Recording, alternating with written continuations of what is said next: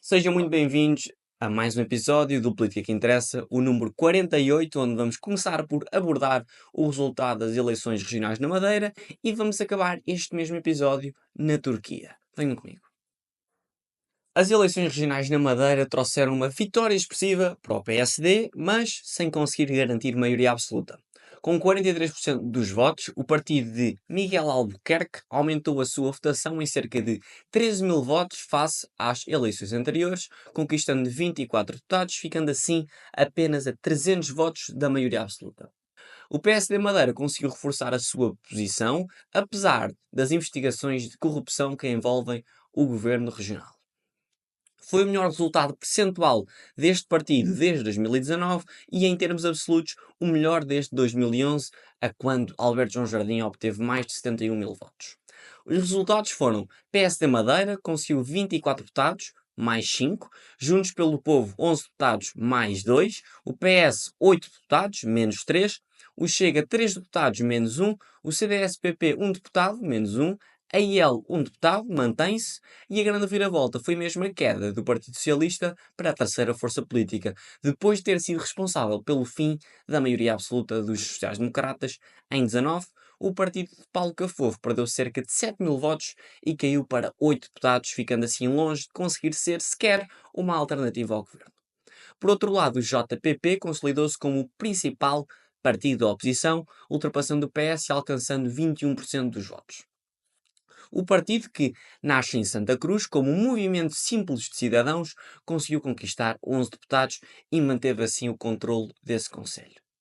Já o Chega também saiu bastante fragilizado, que, após ter liderado esta moção de censura que derrubou o governo, perdeu imenso apoio, caindo para uns apenas 5% dos votos e elegendo 3 deputados, falhando assim o objetivo claro de conseguir ser um ator relevante na governabilidade. O CDS-PP perdeu um deputado, mas garantiu um papel crucial ao tornar-se, obviamente, o parceiro preferencial do PSD Madeira para conseguir viabilizar um governo maioritário. O acordo pós-eleitoral assinado entre os dois partidos assegura a maioria parlamentar e coloca o líder do CDS, José Manuel Rodrigues, no executivo, embora, à data de hoje, sem cargo definido. A IEL, apesar de manter a representação parlamentar, também sofre claras perdas. Com 2,17% dos votos, ficou bastante aquém das expectativas e não conseguiu formar um grupo parlamentar.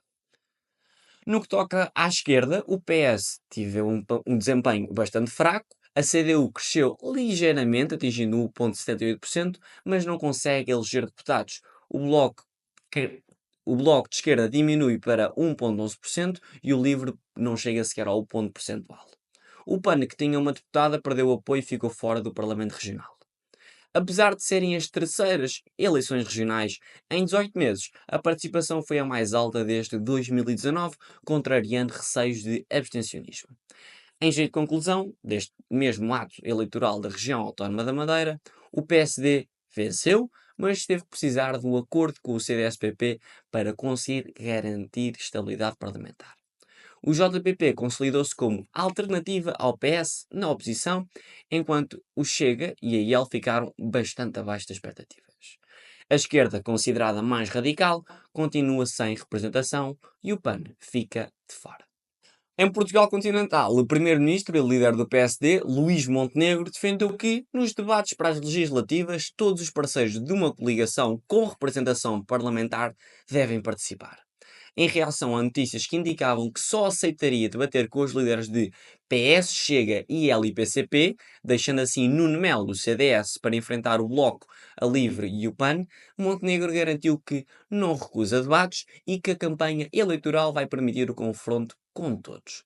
A posição da AD gerou, obviamente, críticas do secretário-geral do PS, Pedro Nuno Santos, que acusa Montenegro de criar uma divisão de partidos que considera de primeira e de segunda e de fugir ao debate, algo que considera bastante preocupante num candidato a primeiro-ministro.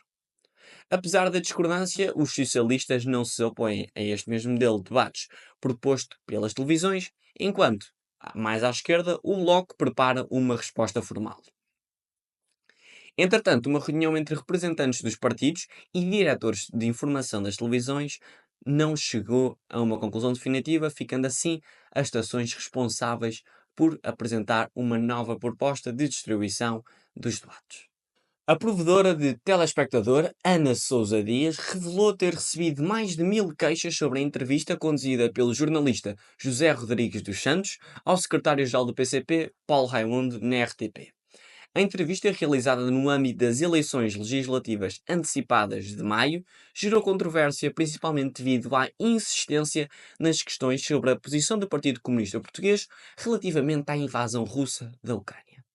Além das queixas à provedoria, a entidade reguladora para a comunicação social já contabilizou também cerca de 50 participações sobre o caso que serão analisadas conforme os seus estatutos. Paralelamente, o Partido Comunista anunciou que vai apresentar queixas formais à Comissão Nacional de Eleições e também à Comissão da Carteira Profissional de Jornalistas, alegando que a condução desta mesma entrevista foi provocatória. O partido já tinha manifestado a intenção de recorrer a todos os meios legais contra a RTP, reforçando assim a sua posição através de uma publicação na rede social X. A indignação face à detenção de Ekrem İmamoğlu deu origem aos protestos mais violentos na Turquia em mais de uma década.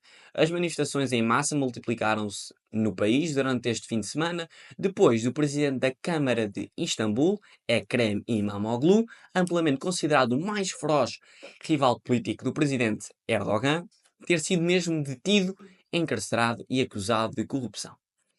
Dezenas de milhares de pessoas desafiaram a polícia, mesmo perante uma proibição da realização de protestos durante 4 dias e saíram às ruas, mesmo tendo sido confrontados pela polícia de choque turca.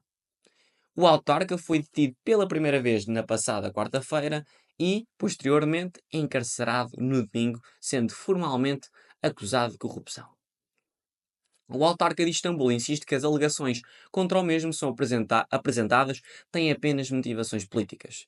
A detenção ocorreu precisamente enquanto decorria o escrutínio para o eleger como candidato presidencial do Partido Republicano do Povo, o partido mais antigo da Turquia. Este mesmo afirmou que, na segunda-feira, cerca de 15 milhões de pessoas tinham votado em Imamoglu no escrutínio que, pela primeira vez, foi aberto ao público em geral. Estes números, por sua vez, não foram verificados de forma independente. Embora esta detenção para já não o impeça de concorrer às próximas eleições presidenciais, que ocorrem apenas em 2028, ficará impedido de exercer cargos políticos se for condenado pelas acusações de corrupção que são agora imputadas. O caso deste autarca encaixa-se precisamente nas características de um regime autoritário e competitivo que vamos agora falar, que se encaixa num modelo político no qual ainda podemos falar em eleições livres, oposição e alguma liberdade de imprensa, mas onde o equilíbrio de poder é claramente manipulado para conseguir garantir que o governo autoritário permaneça no poder. Nestes regimes, o sistema eleitoral é distorcido, o judiciário é frequentemente instrumentalizado contra adversários políticos e o controle sobre os meios de comunicação e algumas instituições do Estado conseguem garantir que a oposição enfrente sempre obstáculos desproporcionais. Na Turquia, sob a liderança de Erdogan e do Partido da Justiça e Desenvolvimento AKP, há um histórico de repressão à oposição, controle sobre alguns meios de comunicação e uso de processos judiciais para conseguir eliminar adversários políticos. A detenção de Imamoglu é um exemplo claro deste mesmo padrão do regime, um líder popular da oposição, com claro potencial para desafiar o domínio do partido de Erdogan, é alvo de acusações duvidosas e de um processo judicial que pode removê-lo mesmo da vida política. Esta estratégia é comum nos regimes autoritários competitivos, onde a aparência democrática é mantida, mas os concorrentes são sempre neutralizados de forma indireta. A revogação do diploma universitário do autarca, a detenção de jornalistas e opositores políticos, mesmo bem como a censura nas redes sociais, reforçam assim o controle do governo sobre a esfera pública, limitando o pluralismo político que se assenta nos bases da democracia. Assim, a Turquia caminha cada vez mais para um sistema onde as eleições ocorrem, mas não de forma justa e livre. Chegamos assim ao fim de mais um episódio, o episódio número 48 do Política que Interessa. Recordar que tem ainda disponível a entrevista a Gonçalo Lopes, Presidente da Câmara Municipal de Leiria, nas plataformas habituais, vídeo no YouTube e em podcast nas plataformas de podcast Apple e Spotify.